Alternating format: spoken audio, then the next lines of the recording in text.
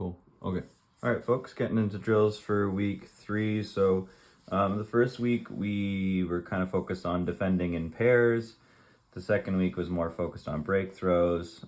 Week 3 is going to be kind of a combination of the previous two. So it covers some stuff that if anybody missed, but also gives you a chance to kind of consolidate and anchor in some of the lessons that you hopefully learned over the last few weeks, couple weeks.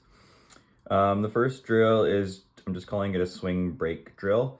So this person's going to have the disc here. There's 3, potentially 4 people, depending on how your spacing works. Start with 3 and add a 4th if it feels like you've got enough space. This person is going to make a cut kind of 45 back to the sideline and get the disc. This person is then going to drive, and based on what they read here, they could either go upline and get it there, or they can go upline and get the 7 cut. So again, we're working on that break throw. Or they can go upline and backfield, in which case this person throws the round break.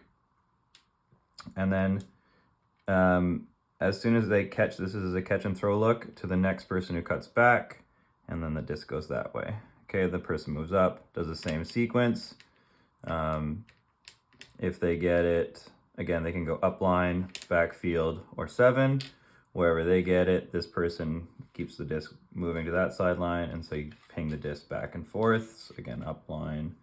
And then if you have space, the last person can get the disc here, and the last one for the throw for the, I guess, a goal. But the point is that this person is going to be working really hard for a few, probably like 20 or 30 seconds to keep the disc moving. Each time the disc is pinging back and forth to the sides. These people, again, should start in the middle. Their cut, I would say that this group, these people should be practicing their timing so that the disc is always caught and thrown in flow. And I would say like a little jab step and then cut back in rhythm. And so when the disc gets back to this person, thrown maybe this way, this person's doing the same thing, jab step and going. So the people in the middle are like should be really focused on their timing and keeping the disc moving.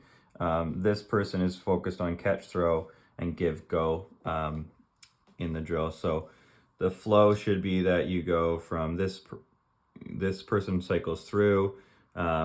These 4 can stay for maybe, I don't know, hopefully that's like a quarter of the group. So once they've had about 4 or 5 people, change everybody wholesale. I might recommend leaving cones there just to speed up the pace. But yeah, everyone should get at least 2 reps through this where they're working really hard. And it should be quite fast paced for y'all. So that's kind of the warm-up drill. The second drill that we're gonna run is called 47s. So we'll start with a flick force here. It's a wrinkle on 45s, which I think everybody's probably done. So we'll start with the flick mark here and a line of people behind. And yeah, okay, so that's how 45s normally looks. But this cut, let's put this person as the first cutter. This person's cut is actually cutting to this thrower's open side and then across the field. So this thrower is trying to hit the inside break or the around backhand, okay? So again, we're practicing breaking the mark. So you remember you've got the high release, low release, high release on the backhand side, low release on the backhand side, all to get the disc out. This backhand is going to be a bit tougher. It's going to have to be thrown early. But the goal for the thrower is to hit the person on the break side of the field. And similarly, after that's caught, this person's going to make a cut to this person's open side and cut across. And this throw is supposed to go either the inside or the around. Okay. So we're working on break throws, kind of game-like, tough looks because they are pretty quick. And again, be diligent about trying to hit them on this side of the field. Don't throw them when, they make their cut here. And as soon as they turn, don't hit them onto the open side. There's not as much value in that. We're trying to practice getting all the way across. And then one thing that we noticed when I ran this last time in this space is that some people were running across, and let's pretend these are their shoulders or hips or whatever. You should run across like this the whole way. don't open yourself up to the thrower, because if you have another defender coming on your back, then they can just come through and get the block. So by keeping your shoulders square to the sideline and running through, you're a bigger person and you're harder to get around, which makes the defender's life harder on that cut. So that's 47s. I don't think you need to spend too much time on it, like 5 to 10 minutes at the most. Make sure you try to get the backhand and the flick force in there. Yeah, chug through that, and yeah, working on those break throws. The next drill is going to be a repeat, and we've tried to do it the first week. I think we did it the second week, and there was some, based on the feedback I got, there was some interesting learning. So it's another chance to do that. So we're going to do 2v2 again. Force middle, so that's the like teeny 1 yard end zone. Offense is going to be on offense. Defense is going to be on defense.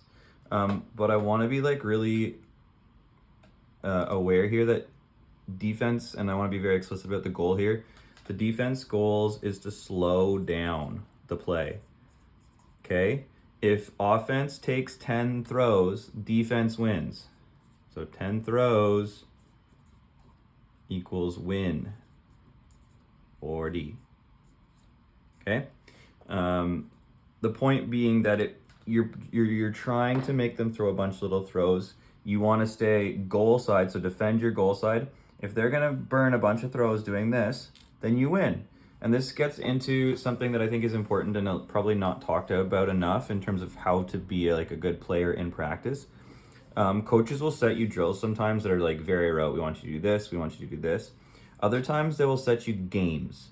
And so this is one of those situations where there's a game with an almost a non-frisbee goal, a necessarily realistic objective, and that in this case it's 10 throws or a block.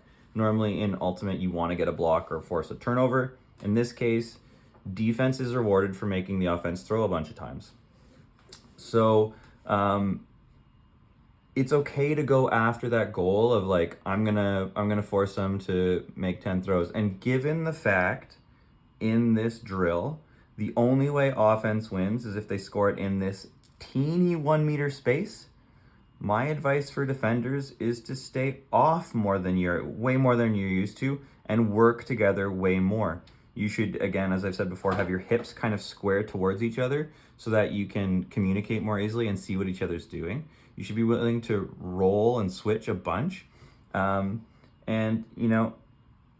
always working to the, it doesn't matter if they keep the disc moving. That's fine. We don't care about the disc moving. We care about them not scoring in this little bit of space.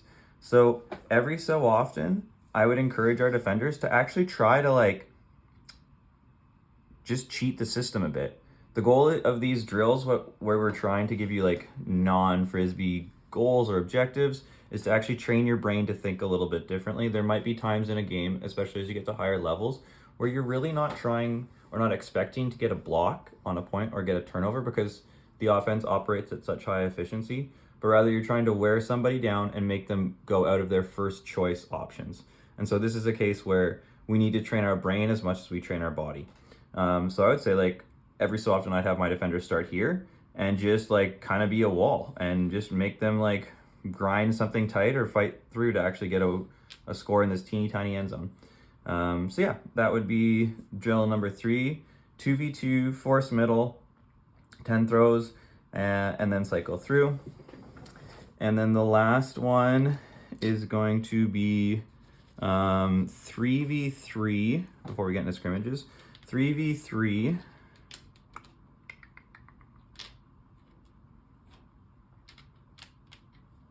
Okay.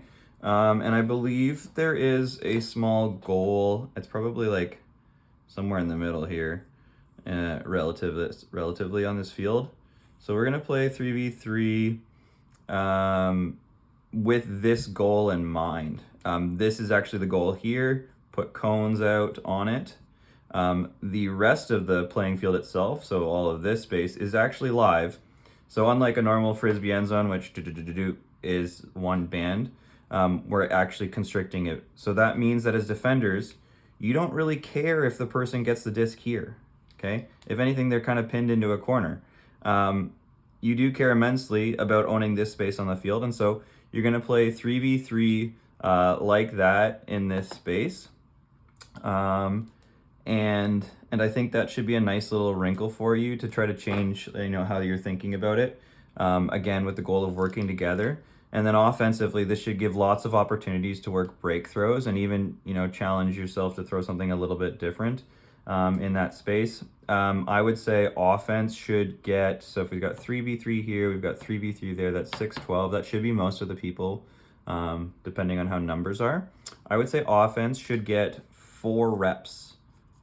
So 4 possessions to try to score. So if D gets a block, just send it back to the offense kind of near their line and work from there. And then after you do that, you are into the scrimmages to finish. So just a reminder, the drills we're running, the first one is that swing break drill. 4 people in the middle of the field. 1 person starts with a disc goes sideways, drive, and back. Disc gets continued and so forth. The second one is 47s, where we're trying to work explicitly on hitting that inside break look. The cutter should cut from the open side to the break side. This person's trying to get the disc to the break side of the field and keep it going. The third drill is 2v2 FM. If defense can force 10 throws, then they win. So again, remember, that's also a winning objective, either getting the block/turn or getting 10 throws. So you can play accordingly. And the last one's going to be the modified end zone drill that I just talked about. So again, it's about training our brain to think a little bit differently, to work together defensively. And then on the offensive side of the things, because the defense have these different priorities, it means there should be different windows available to you to try and attack. So best of luck, have fun, let me know how it goes. Cheers.